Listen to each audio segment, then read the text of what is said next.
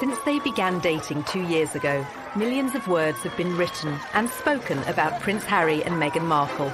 It was the public outing that every dedicated royal watcher has been waiting for. Their lives have been analysed, their relationship scrutinised. But while journalists and commentators continue to have their say, two people know the story better than anyone: Harry and Meghan themselves. Ladies and gentlemen, Meghan Markle. In this programme, their speeches, It just wasn't right, and something needed to be done. their interviews, So I'd love to have kids right now, but yeah, there's a process that one has to go through. and home movies. This is the aftermath of the audition. Meghan isn't, your typical type of royal bride. And I am burning up. She had put so much of herself out there. This is what I do, duck throw. All brought together for the first time. At the end of the day, I'm a human being. I'm just a normal person like these guys are. Their lives are an open book. And that means we've painted a very quick picture of them together. This is the story of Harry and Meghan, in their own words. Thank you so much.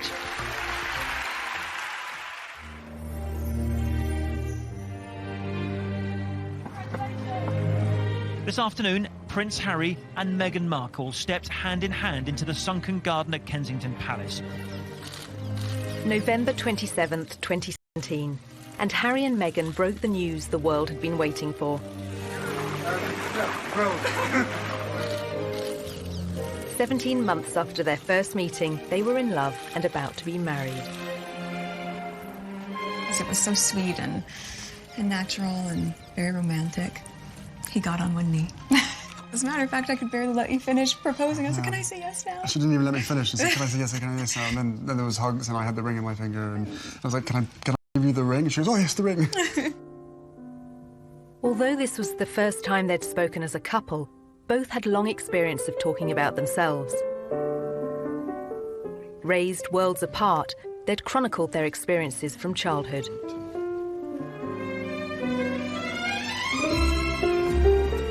For Meghan, that was spent in Los Angeles, California, where she was born to her white father, Tom, and African-American mother, Doria. It was the late 70s when my parents met. My dad was a lighting director for a soap opera, and my mom was a temp at the studio. I like to think he was drawn to her sweet eyes and her afro, plus their shared love of antiques. Whatever it was, they married and had me. They moved into a house. What it was not, however, was diverse. And there was my mom, caramel in complexion, with her light-skinned baby in tow, being asked where my mother was, since they assumed she was the nanny. Nice, huh? You like these ponytails? With both parents working in the Hollywood entertainment industry, Meghan developed an early love of the stage. She would often visit her father as he worked behind the scenes on a long-running TV sitcom. It was considered so risque, some viewers even organised a boycott. There was a show called Married with Children. Do you remember that Seen it, show? yeah, absolutely, yeah. So I grew up on the set of Married with Children every day after school for 10 years. I was there. Wow. I know. It's a very perverse place for a little girl who went to Catholic school, no less, to grow up. There were a lot of times my dad would say, Meg, why don't you go and help with the craft services room over there? This is just a little off-color for your eyes. I wasn't allowed to watch it at home. I could watch the end credits, so I could give the screen a kiss when I saw my dad's name go by. I mean, they seem very close as father-daughter. And, I mean, she was a striking child. She was beautiful. And everyone would comment on how cute she was. But beyond that, and more important than that, was the fact she was just a very nice little girl and very respectful and just really a sweet kid to be around. Meghan's parents divorced when she was still at primary school. She and her mother Doria lived in a relatively comfortable neighbourhood. But LA at that time was riven by racial tensions, and in April 1992, they boiled over. The acquittal of 4 white policemen filmed beating a black motorist sparked nearly a week of ferocious rioting. The city pretty much burned in South Los Angeles. Skies were black, ashes everywhere. You didn't know how far they were going to reach, or you didn't think they were going to stop. It was kind of just like being in another world. The violence claimed 63 lives. 2,000 people were injured and 12,000 arrested. As it spread north towards Meghan's school, the 10-year-old and her mother had to run for shelter. They had let us go home during the riots, and there was ash everywhere. Oh my God, Mommy, it's snowing. No. Imagine any parent would want to keep their child inside, because when your city's burning, when you fear for your life, children shouldn't have to experience that.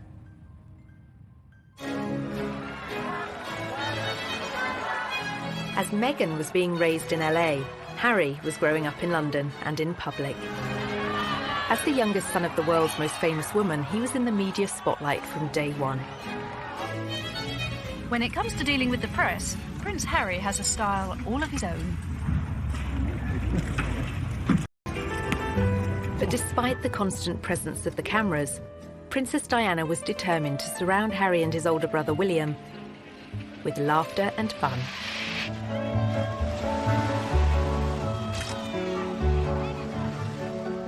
Our mother was a total kid through and through. When everybody says to me, so she was fun, give us an example, all I can hear is her laugh in my head.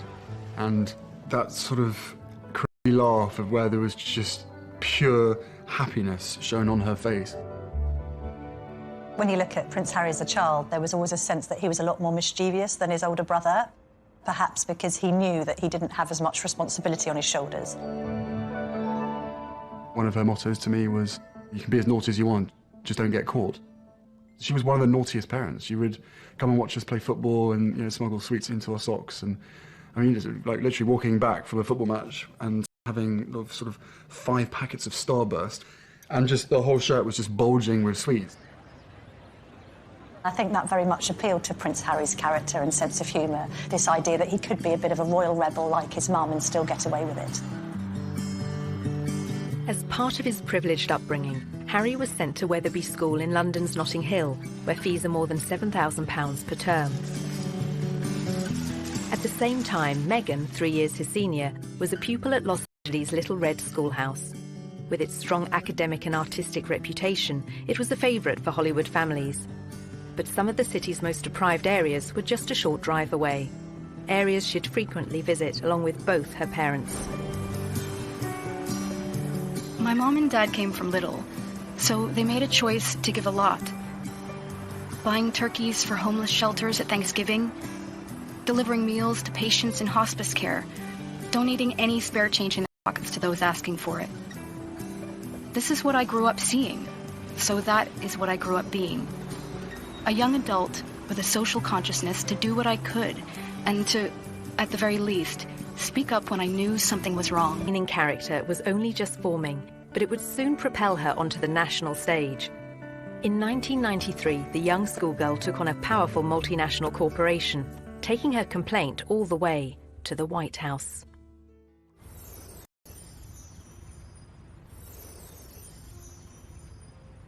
Ladies and gentlemen, please welcome Meghan Markle. As a successful actress, Meghan has used her profile to champion a range of different causes. Well, good evening. That doesn't feel like enough. But her campaigning efforts began long before she found fame. The fact that Meghan is interested in these causes, that's not new. It's not something that she's taken up after a life of celebrity, that she's suddenly found out that she needs to help people. It really started from the very beginning when she was just a little girl. There is a story about how she was very proactive in protesting about an advertisement that she felt was very denigrating to women. The gloves are coming off. Women are fighting greasy pots and pans with Ivory Clear. The tagline said, "Women all over America are fighting greasy pots and pans 2 boys from my class said, "Yeah, that's where women belong, in the kitchen." I remember feeling shocked and angry and also just feeling so hurt. It just wasn't right, and something needed to be done. My name is Meghan Markle. I'm 12 years old. Last week at my school, we decided to watch the news for social studies. While flipping through the channels, we saw a commercial for the new Ivory Clear dishwashing liquid. In the commercial, they said women are battling grease, meaning only women do dishes. When I heard this, the boys in Meghan wrote to Procter & Gamble, the company behind the ad, to America's then First Lady Hillary Clinton, and to the US TV program Nick News, which sent a reporter to interview her. I don't think it's right for kids to grow up thinking these things, that just mom does everything. So I was wondering if you would be able to change your commercial to people all over America. Thank you, Meghan Markle. Incredibly, the 12-year-old's lobbying campaign worked. And it was roughly a month later when the soap manufacturer, Procter & Gamble, changed the commercial. The gloves are coming off. People are fighting greasy pots and pans with Ivory Clear. She had a sense that she could affect change, even though she was just one small person. She had a voice. If you see something that you don't like or are offended by on television, make a difference for not just yourself, but lots of other people. Makes me feel... Meghan's time in the spotlight lasted for just a few days in 1993. But by then, Harry was used to relentless media attention. Soon it would become uncomfortable, both for him and his elder brother William. The reason? Their mother's very public and very bitter split from Prince Charles. It must be pretty tough when one day your father says it's all over, and you've got to split your time between here or with your mother. When he was the youngest, he must have seen the arguments and the rows together they'd had, and it had an effect on him. Charles and Diana officially divorced in 1996. In August 1997, she went on holiday with her new boyfriend, Dodi Fayed. Pursued by the paparazzi through the streets of Paris, their chauffeur-driven car crashed in a city centre tunnel. 3 people were killed, including Diana.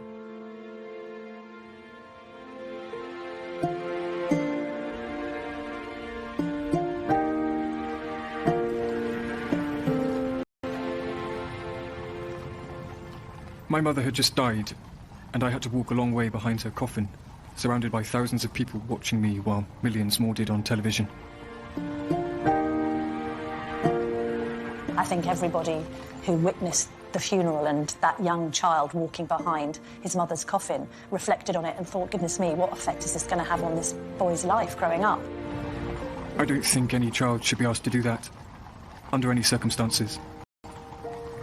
I don't think it would happen today.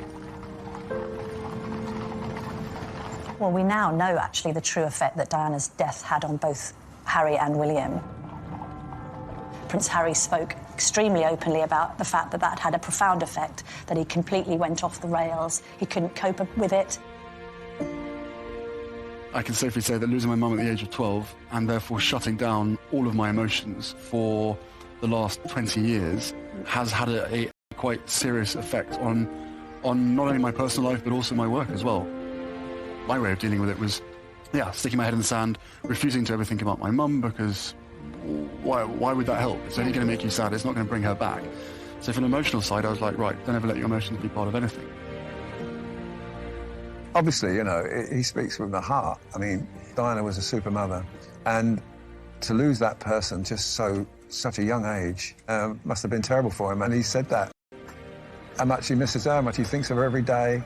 Not a day goes by he doesn't think about it. Been very close to a complete breakdown on numerous occasions when all sorts of grief and sort of lies and misconceptions and everything's coming at you from every angle. Diana's funeral was watched by an estimated 2.5 billion people around the world. Among them, 16-year-old Meghan Markle. By then, she was a student at the all-girl Immaculate Heart High School in Los Angeles Here, just 2 miles from Hollywood, her acting ambitions were taking shape. Long before I taught Meghan, I saw her in the school plays. And she was one of those girls, when she was on stage, you were drawn to watch her because she just had this charisma and this. We have a musical and a play every year. And she's certainly one of the many shining lights that we have here at Immaculate Heart. Meghan's stage talents led her to enroll on a university course in theatre.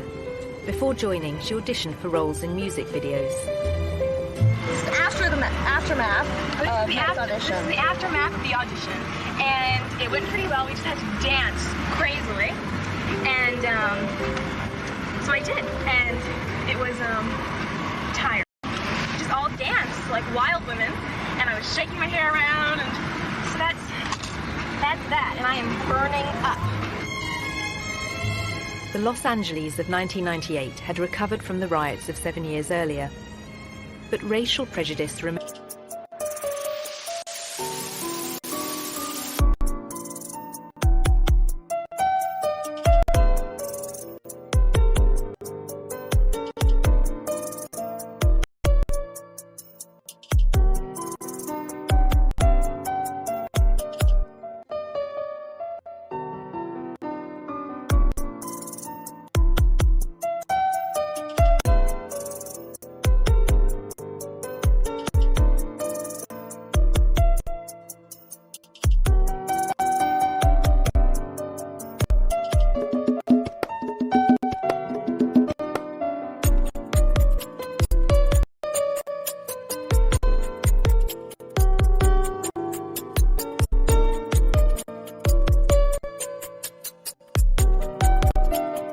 Surface, as Meghan was soon to witness firsthand.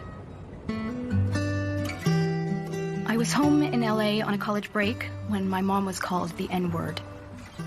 We were leaving a concert and she wasn't pulling out of a parking space quickly enough for another driver. My skin rushed with heat, a whisper of words so hushed they were barely audible. "It's okay, Mommy." I was trying to temper the rage-filled air permeating our small silver Volvo. This is something that has happened for people of color since we've been brought to this country some 400 years ago. It's unfortunate because racism hurts. You know, just to talk about it, it hurts. And kids don't need to hurt. They shouldn't have to. I shared my mom's heartache, but I wanted us to be safe. We drove home in deafening silence, her chocolate knuckles pale from gripping the wheel so tightly.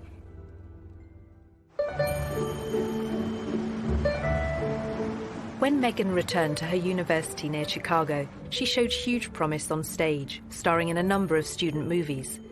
But soon the undergraduate was keen to spread her wings and take on other subjects.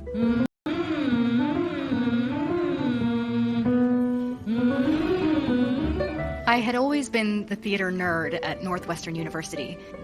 I knew I wanted to do acting, but I hated the idea of being this cliché, a girl from LA who decides to be an actress.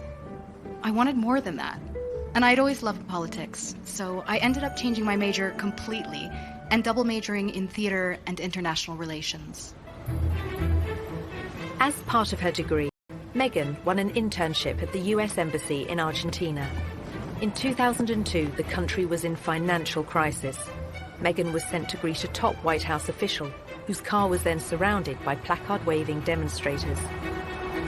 It was their economic devaluation, and our Secretary of the Treasury at the time was there. So I'm 20 years old, in Buenos Aires, in a motorcade, doing that whole thing. I thought for sure I would still have a career in politics. And then I came back to LA for Christmas, and a friend of mine from college introduced me to this manager. The manager had watched one of Meghan's student films and said he could find her cinema and TV work in return for a 10% cut of her earnings. But, as she was soon to discover, the competition for roles was fierce. A young actor, actress trying to break into the business, it is not easy. My parents had been so supportive, watching me audition, trying to make ends meet. taking all the odds and ends jobs to pay my bills. I was doing calligraphy, and I was a hostess at a restaurant, and all those things that actors do. There's so many people out here who want to get into the entertainment industry. It's difficult. I had a beat-up Ford Explorer Sport that rattled like a steamboat engine in the morning. Audition to audition, just as I was. I mean, you really have to be very self-promoting, and you have to be willing to, knock on doors and be very motivated and have good self-esteem, because you could get eaten alive out here. I would drive to auditions and park at the back of the parking lot, far from the eyes of anyone who could see me unlocking the trunk and crawling into my car through its only feasible entry point. I would play it off, obviously, as though I was looking for something, reaching so deep for something that my car almost sucked me in to get it. Much like my experience in Hollywood, to be honest. Struggling, climbing hurdles, searching for something that I couldn't even see, and just reaching for it. Now in her mid-20s, the most Meghan had to show for her efforts were bit parts in soap operas, TV dramas, and the odd movie. In 2006, she became a briefcase girl on the American version of the quiz show Deal or No Deal, recording up to 7 shows a day. For somebody like Meghan, appearing as essentially an adornment on a game show would not be her ideal job. I'm sure she appreciated the paycheck, but she would have felt creatively unfulfilled. I would put that in the category of things I was doing while I was auditioning to try to make ends meet. I was the ill-fated number, which for some reason no one would ever choose. I would end up standing up there forever in these terribly uncomfortable and inexpensive 5-inch heels, just waiting for someone to pick my number so I could go and sit down. Despite her setbacks and disappointments in Hollywood, Meghan persisted. And in 2011, her big break came in Canada. Success and fame beckoned, as well as marriage.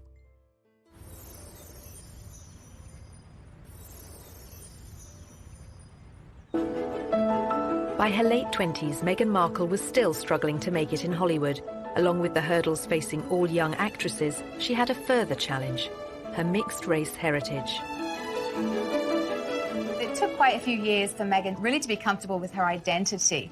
Hollywood didn't help with that, and it must have been very hurtful and very frustrating for her at times. I'm biracial. Most people can't tell what I'm mixed with, and so much of my life has felt like being a fly on the wall. And so some of the slurs that I've heard, or the really offensive jokes, or the names, it's just hit me in a really strong way.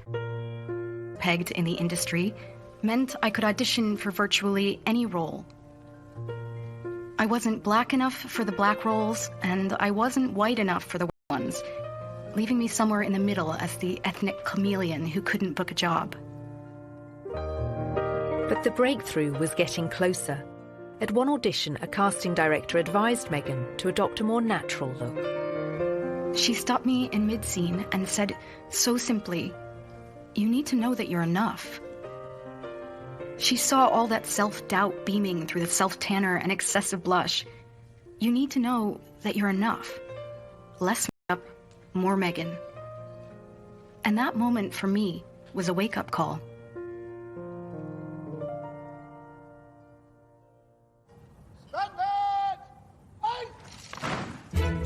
As Meghan edged closer to fame, Harry was doing his best to escape the media spotlight. After finishing his studies at Eton, he took a gap year, then enrolled at the Sandhurst Royal Military Academy, passing out in 2006.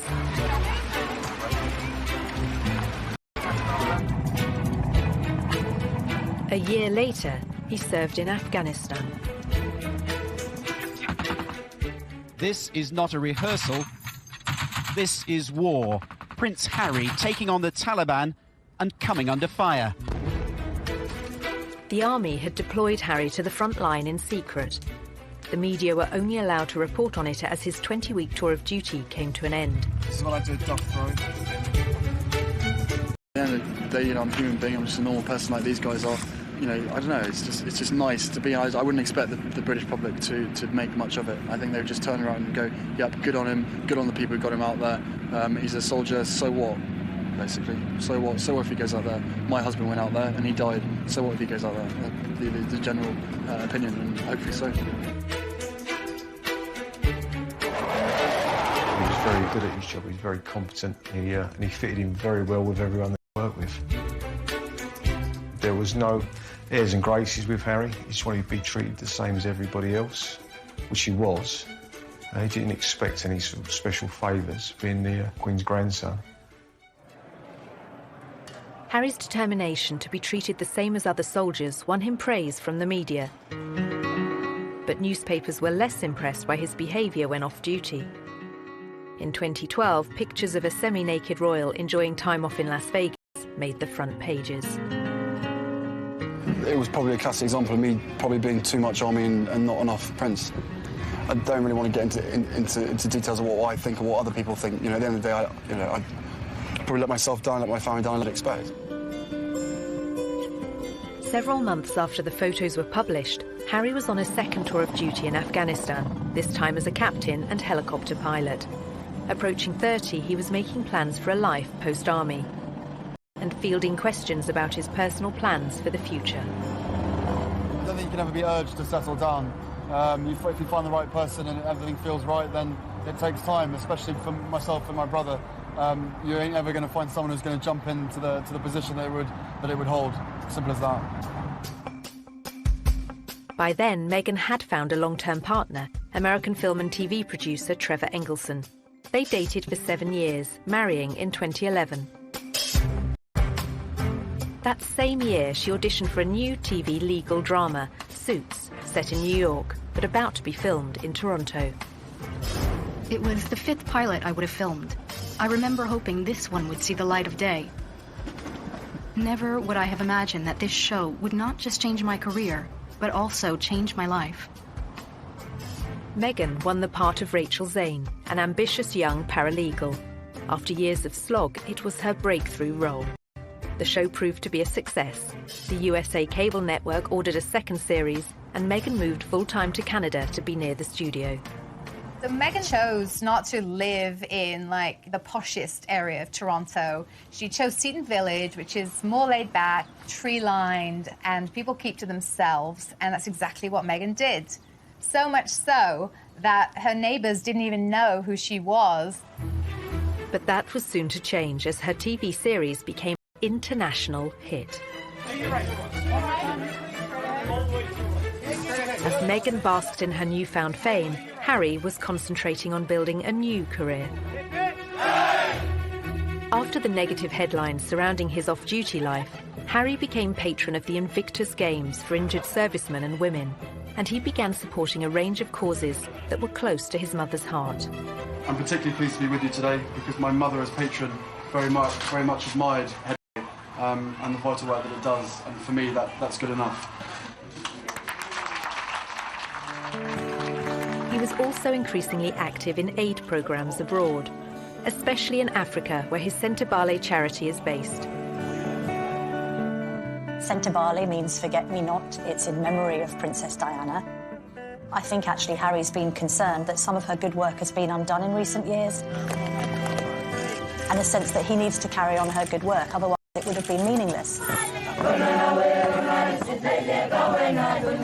Harry had first visited Botswana in southern Africa shortly after Diana's death. This is where I feel more like myself than anywhere else in the world. I have this intense sense of normality here.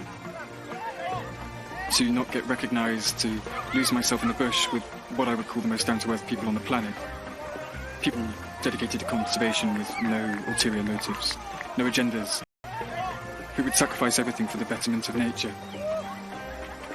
I talk to them about their jobs, about what they do, and I learn so much. By 2013, Meghan's TV series Suits had become a huge hit for the USA network. It was their most popular show for young adults, the audience advertisers valued the most. She was a star, and with stardom came power. Before filming Series 4, she complained to the programme makers. This season, every script seemed to begin with Rachel enters wearing a towel. And I said, nope, not doing it anymore. Not doing it. I called the creator and I was like, it's just gratuitous. We get it. You've already seen it once, so I think at a certain point you feel empowered enough to just say no.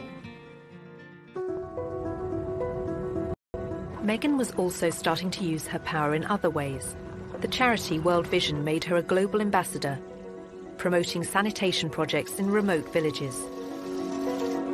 Well, Meghan's visits to countries like Rwanda have focused on girls and women. All of these speak to her concern for female empowerment and really wanting to make a difference that way. You'll feel really good at the end of the day knowing that you've been a part of that. I gotta get these kids home. I'm gonna go take a picture with them.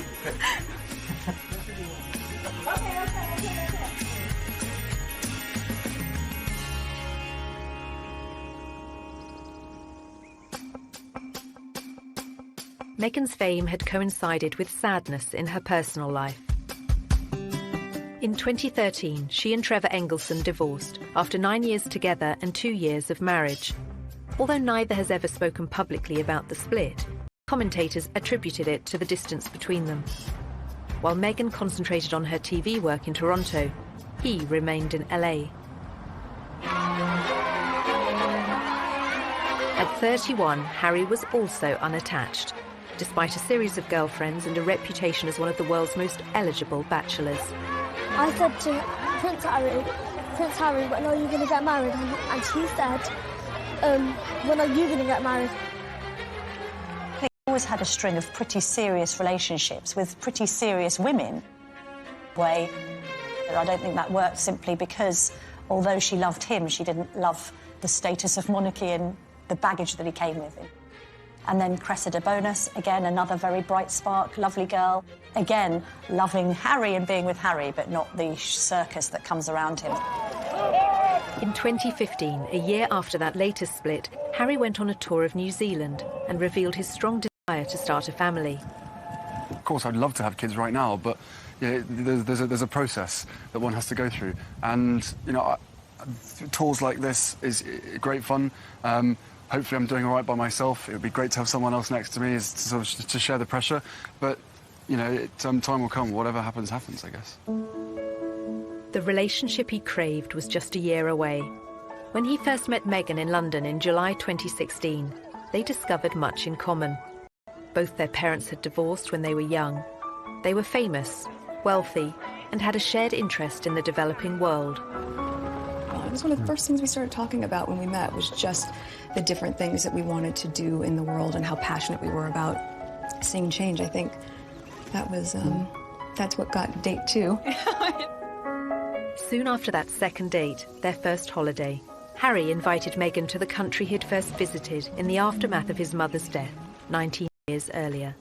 I think about 3, maybe 4 weeks later, that I managed to persuade her to come and join me in Botswana, and we camped out with each other under the stars. We spent, she came and joined me for 5 days out there, which was absolutely fantastic. So then we were really by ourselves, which was crucial to me to make sure that we had a chance to get to know each other.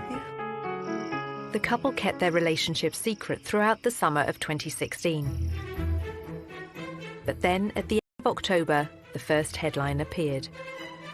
You have a story like that and it breaks, and the rest of Fleet Street is then playing catch-up. And it was then after the story broke that you found people descending on Meghan's house, chasing after anyone that ever knew her, chasing after family members. I think both of us were totally surprised by the reaction after the first 5-6 months of what we had to ourselves of what actually happened from then. So I think you can have as many conversations as you want and prepare as much as possible, but we were totally unprepared for what happened after that. Some reports concentrated on Meghan's family neighbourhoods in LA. Others focused on the breakup of her parents' marriage and her relationships with her half-sister and half-brother.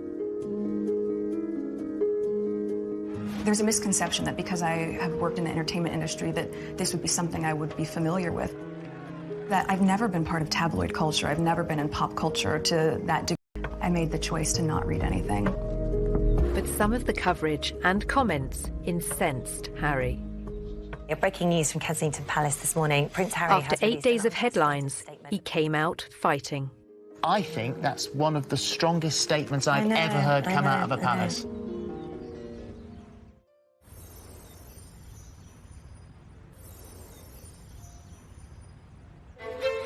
November 2016. Just 8 days after the story of Harry and Meghan's relationship broke, Kensington Palace went to war with the press. Prince Harry is worried about Miss Markle's safety and is deeply disappointed. The hallmarks of Harry's words and character all over it. It is not right that a few months into a relationship with him that Miss Markle should be subjected to such a storm. I think he was saying, look, this girl's important to me and I want to make sure that you're all careful in what you're doing. He knows commentators will say this is the price she has to pay and that this is all part of the game. He strongly disagrees. This is not a game, it is her life and his. I think that's one of the strongest statements I've ever heard come out of a palace. I think so too. It's incredibly personal statement. He is obviously very, very angry. Well, good for him. I think the statement went down very well with the public in saying, yeah, fair on Prince Harry, this girl needs to be protected. I think others were a bit more critical, saying, well, all right, but you can't have it both ways. You get a lot of great publicity for your...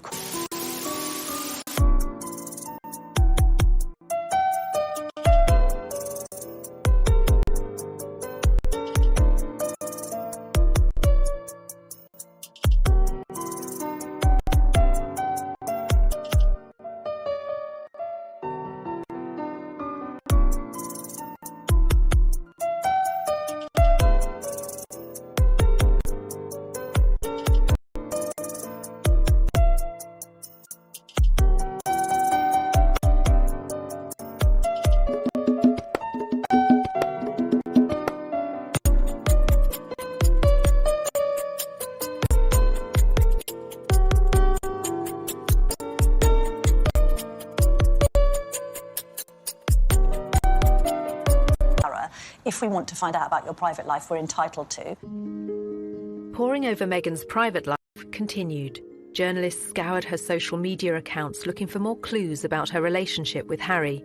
They found she'd posted photos of herself with a bracelet similar to one worn by him. To all my TIG friends, after 3 beautiful years on this adventure with you, it's time to say goodbye.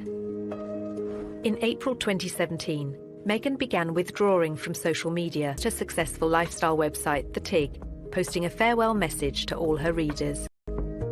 Keep laughing and taking risks, and keep being the change you wish to see in the world. Thank you for everything, Meghan Markle. In the early autumn of 2017, the couple was seen in public for the first time. Harry attended the 3rd Invictus Games in Toronto, and Meghan turned up in the crowd. It was the public outing that every dedicated royal watcher has been waiting for. Just 24 hours later, the couple abandoned any effort to keep their feelings for each other private. The setting for this first public date was extraordinary, with no attempts to hide away as they watched the wheelchair tennis at the Invictus Games. It was open to the public. Anybody could go and watch the wheelchair tennis match, although it has to be said, I don't know how many people were actually watching the wheelchair tennis match because a lot of people were watching Harry and Meghan. Just 6 weeks after their very public appearance, the couple had a very private moment. Meghan was staying with Harry at Nottingham Cottage, his 2-bedroomed home set within the Kensington Palace estate. He proposed, and she accepted. The ring is obviously yellow gold, because that's her favourite. And the main stone itself is sourced from Botswana. And the little diamonds either side are from my mother's jewellery collection, to make sure that she's with us on this crazy journey together. And it's beautiful, and he designed it. It's incredible. yeah, make sure it stays on that finger. Of course. What do you think your mother would have thought of Meghan or said about Meghan? Oh, they'd be thick as thieves, without question. I think she would be over the moon jumping up and down, so excited for me. But then, as I said, would have probably been best friends with Meghan. So no, it is days like today when I really miss having her around and miss being able to share the happy news. But with the ring and with everything else that's going on, I'm sure she's with us. I'm sure she's with us. Jumping up and down somewhere else.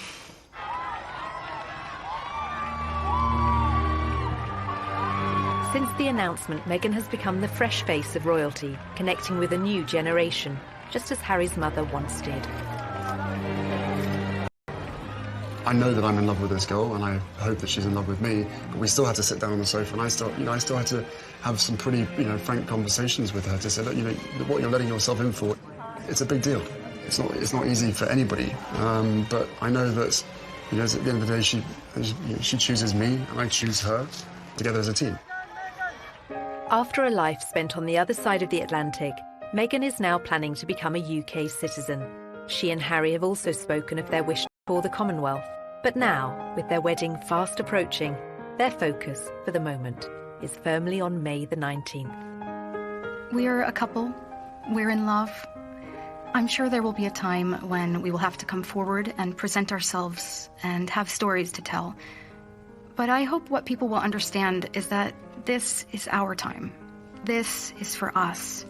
It's part of what makes it so special that it's just ours. But we're happy. Personally, I love a great love story.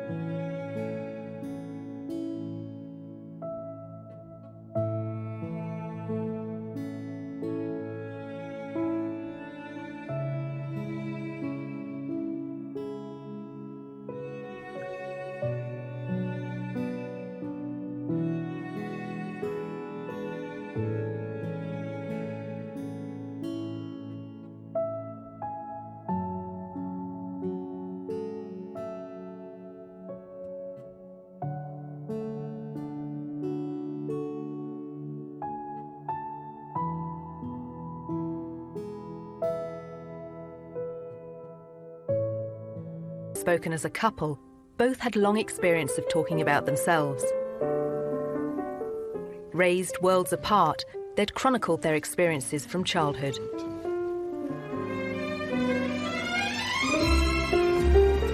For Meghan, that was spent in Los Angeles, California, where she was born to her white father, Tom, and African-American mother, Doria. It was the late 70s when my parents met. My dad was a lighting director for a soap opera, and my mom was a temp at the studio. I like to think he was drawn to her sweet eyes and her afro, plus their shared love of antiques.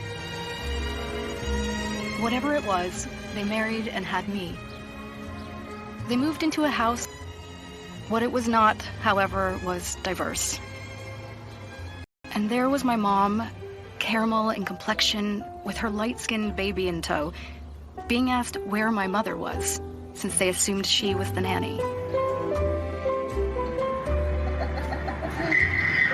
Nice, huh? You like these ponytails?